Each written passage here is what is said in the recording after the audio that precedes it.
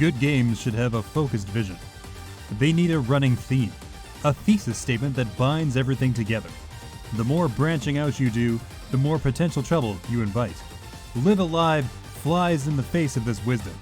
The protagonists seemingly have nothing to do with one another, and yet there's some genuine merit to this buffet-style premise. In the case of this game, more is mostly better. You play one of 7 separate protagonists. Each one represents a distinct period in Earth's history. Sort of. The Wild West was a real thing, at least. It's totally up to you which character you start with, though some are easier than others. Live Alive won't guide you towards any particular path. In fact, there's quite a bit that Live Alive fails to disclose. Consider it a feature of the game's retro JRPG design. You can't get completely stuck, but you may have to reset your progress with certain characters.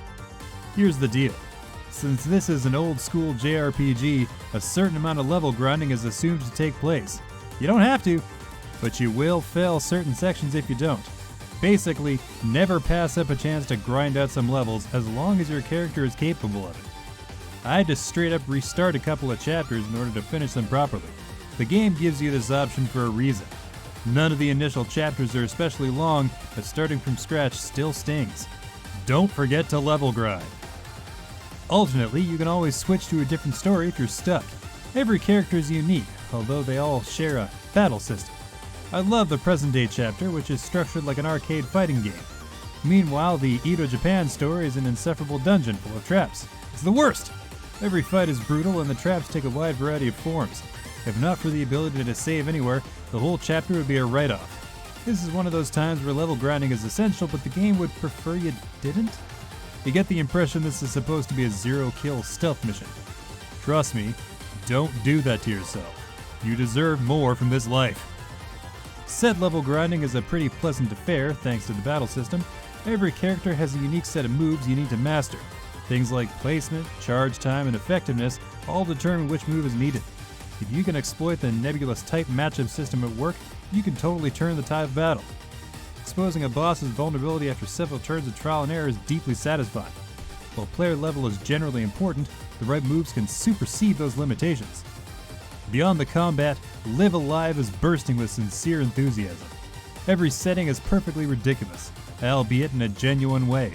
I mentioned how present day is structured like a fighting game, yes? There's also a heartfelt, high-intensity showdown. The near future section opens like a classic mecha anime, complete with theme music.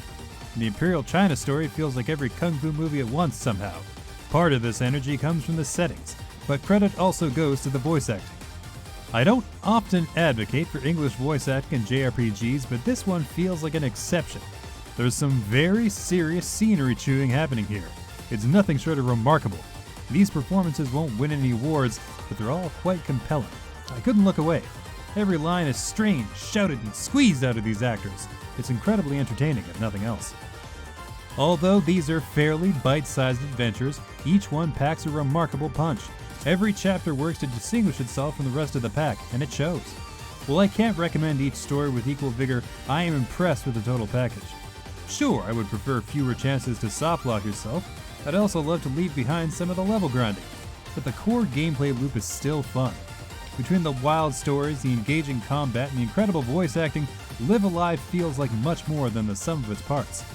If you're any kind of fan of classic JRPGs, you owe it to yourself to check out this game.